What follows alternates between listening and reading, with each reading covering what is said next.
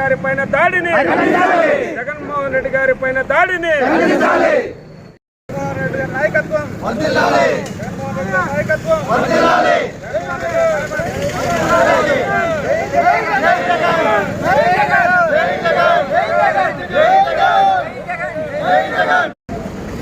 విజయవాడ శివారుల్లో ఉద్దేశపూర్వకంగా రాష్ట్ర ముఖ్యమంత్రి వర్యులు జగన్మోహన్ రెడ్డి గారి పైన రాళ్ల దాడి చేయడం చాలా బాధాకరం.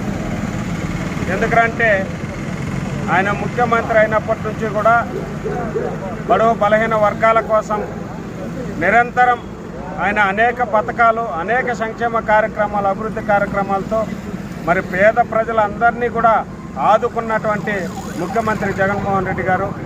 అలాంటి నాయకుడి పైన రాళ్ల దాడి చేయడం ఇది ప్రజాస్వామ్యానికి గొడ్డలి పెట్టెలా భావించాలి.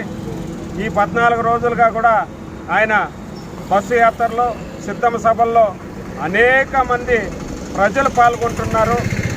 జనాలు తండోపతండాలుగా ఆయన కార్యక్రమానికి ఇచ్చేసి మరి పెద్ద ఎత్తున సక్సెస్ అవుతుంటే మరి ఎన్డీఏ కూటమికి, ప్రతిపక్షాలకి నిజంగా వణుకు పుట్టింది. మేము ఇంతమంది నాయకులు ప్రజల్లోకి వెళ్తే, 3-4 పార్టీలు ప్రజల్లోకి వెళ్తే ప్రజల నుంచి కనీస స్పందన కూడా లేదు.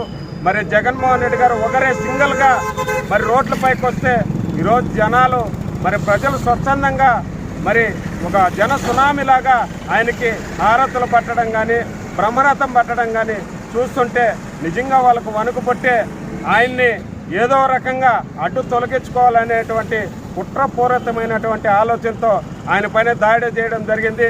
మరి దేవుడు దయ వల్ల ఆయనకి కంటికి తప్పి పైన తగలడము, అది కూడా 3-4 కుట్లు పట్టడం జరిగింది. కాబట్టి మరి ప్రజల ఆశీస్సులు జగన్మోహన్ రెడ్డి గారికి నిండుగా ఉన్నాయి. ఆయన్ని చంద్రబాబు లాంటి మరి ఎన్డీఏ కూటమి లాంటి దుష్ట శక్తులు ఎంతమంది ఎన్ని కుట్రలు పన్నినా కూడా అవన్నీ కూడా విఫలమయ్యి రానున్న మే 13లో మరి ప్రజలందరూ కూడా భారీగా ఓట్ల రూపంలో జగన్మోహన్ రెడ్డి గారిని మళ్ళీ ముఖ్యమంత్రిగా చేసుకుంటారు. మీరు ఎంత కుట్రలు చేసినా మరి జూన్ 4వ తేదీ మళ్ళీ ఆయన ముఖ్యమంత్రిగా ప్రమాణ స్వీకారం చేస్తారు.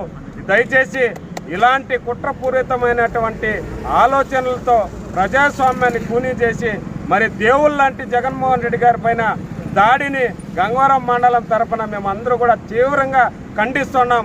ఇలాంటి చర్యలకు గన పాల్పడితే భవిష్యత్తులో మీకు ప్రజలే బుద్ధి చెప్తారని కూడా మరి ప్రతిపక్షాలకు తెలియజేస్తున్నాం.